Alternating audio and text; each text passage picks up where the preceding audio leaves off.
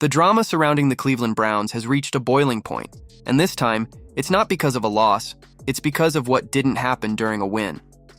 It was supposed to be a defining moment for a young quarterback, a chance to show flashes of brilliance, to give fans a reason to believe that the future might finally be bright. But as the clock wound down and the Browns held a commanding 25-point lead over the Miami Dolphins, that moment never came. Shadur Sanders, the highly anticipated young quarterback that fans have been chanting for week after week, remained on the sideline, helmet in hand, eyes fixed on the field, waiting for a call that never came. Kevin Stefanski stood there on the sidelines, his trademark calm smile now looking more like a smirk than anything else. He'd done it again, made a game that should have been a celebration feel like a controversy. The Browns were dominant, powered by an incredible performance from Quinshon Judkins, who bulldozed through Miami's defense and scored 3 touchdowns with ease. The game was practically over by the third quarter. Yet as the team cruised toward victory, fans in the stands began chanting a single name: Shedeur. Shadur! Shadur! They weren't just cheering, they were begging. They wanted to see their young quarterback take the field even for a few minutes. But Stefanski didn't flinch. He didn't look Sanders' way. Instead, he sent Dillon Gabriel back in. And when Gabriel trotted onto the field, Stefanski smiled, laughed, and clapped like a proud father watching his son at a high school game. To outsiders, it looked innocent. To those who've been following this team's saga, it looked personal. Insiders have been whispering for weeks that Stefanski's loyalty to Dillon Gabriel runs deeper than strategy. Gabriel was his pick, a quarterback he hand-selected in the 3rd round. He's the one Stefanski vouched for in draft meetings, the one he promised he could mold into a reliable starter. And now it seems he's willing to sacrifice Shadur Sanders' development just to prove himself right. With 9 minutes left and a 25-point cushion, this was the perfect opportunity to give Sanders a chance. A no-pressure situation. The kind of scenario every coach dreams about for their young backup. Let him take a few snaps, feel the rhythm of the game, get comfortable under the bright lights. It wouldn't have changed the outcome, but it could have changed his confidence. It could have given fans a glimpse of the future. But instead, Stefanski chose pride over progress. Ken Carman, a Browns insider, didn't mince words.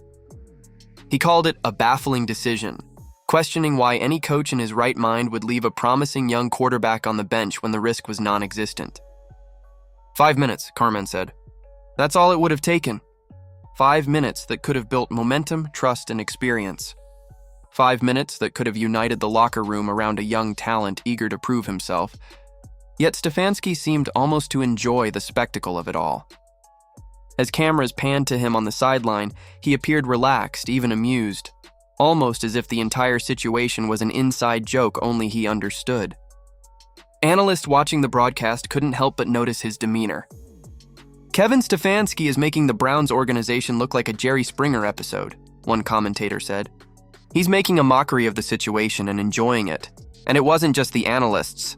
The fans noticed too. Their cheers for Shedeur grew louder as the game went on, echoing through the stadium like a chorus of defiance. They wanted their guy, the one they believed could bring energy, excitement, and maybe, just maybe, a spark of hope. But each time they chanted, Stefanski looked the other way. Meanwhile, Dillon Gabriel struggled. He was sacked multiple times, missed open throws, and seemed rattled under pressure. He wasn't terrible, but he wasn't good either. With a dominant running game carrying the offense, Gabriel's role was minimal, almost unnecessary. Still, Stefanski stuck with him, refusing to make the switch even when it was obvious that Gabriel wasn't leading, just surviving. For fans, that decision felt like betrayal. For Sanders, it must have felt like humiliation. Sitting there, waiting for a shot that never came, while his coach laughed and joked with another quarterback, it sent a message louder than words ever could. Stefanski's choice wasn't just tactical, it was personal. And it showed everyone exactly where his loyalty lies. Some believe this isn't just about football, it's about control. Stefanski has been under pressure ever since the Deshaun Watson debacle, and his grip on the team's direction has been questioned repeatedly. By keeping Sanders on the sidelines, he maintains power over the narrative. If Shedeur steps in and shines, the story changes and Stefanski's authority weakens. By holding him back, the coach keeps the spotlight on his system, his hand-picked players, his way of doing things. But as much as Stefanski might think he's protecting his vision, he's doing the exact opposite. He's alienating the fans, dividing the locker room, and creating the kind of tension that tears teams apart. The Browns may have won the game, but they lost something much bigger: faith. Skip Bayless, never one to hold back, offered another perspective. He suggested that Stefanski's hesitation might not stem from ego but from fear. Once Shadur hits the field, Skip said, the spotlight shifts entirely to him. Every throw, every move, every mistake, analyzed, replayed, dissected. That's a circus Stefanski doesn't want. And maybe there's truth to that. Maybe Stefanski knows the second Sanders steps in, the media frenzy will begin. Headlines, debates, pressure, the kind of noise that could shake an already fragile organization. But even if that's true, it still doesn't justify the decision. Because great coaches don't hide from the moment, they embrace it. They don't shield their players from pressure, they prepare them for it.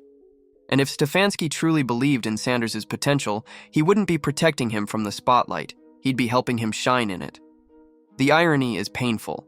In a game the Browns controlled from start to finish, Stefanski managed to turn victory into controversy.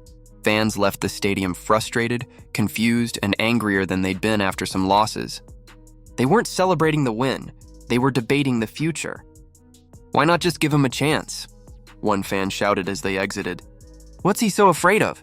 And that's the question echoing across Cleveland today. Is Kevin Stefanski afraid of what Shadur Sanders might become, or of what he might reveal about this team's flaws? Because right now, it feels like the Browns aren't building for the future. They're running from it. At this point, it's not about stats, contracts, or even wins. It's about trust. Between a coach and his players. Between a team and its fans.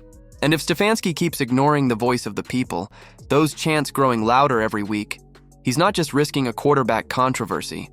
He's risking his legacy. The Browns should be thriving right now. They've got talent. They've got momentum. But as long as politics and pride outweigh performance, they'll stay trapped in the same cycle that's defined them for decades. So close to greatness, yet forever out of reach. So what do you think? Was Kevin Stefanski right to keep Shadur Sanders on the bench? Or did he just rob the Browns of a chance to see their future unfold before their eyes? Do you believe this was about team management or pure ego? Let's talk about it in the comments below. And if you want to stay updated on every twist in this ongoing Browns quarterback drama, make sure to like this video, subscribe to the channel, and turn on notifications, because this story isn't over yet. In Cleveland, it never is.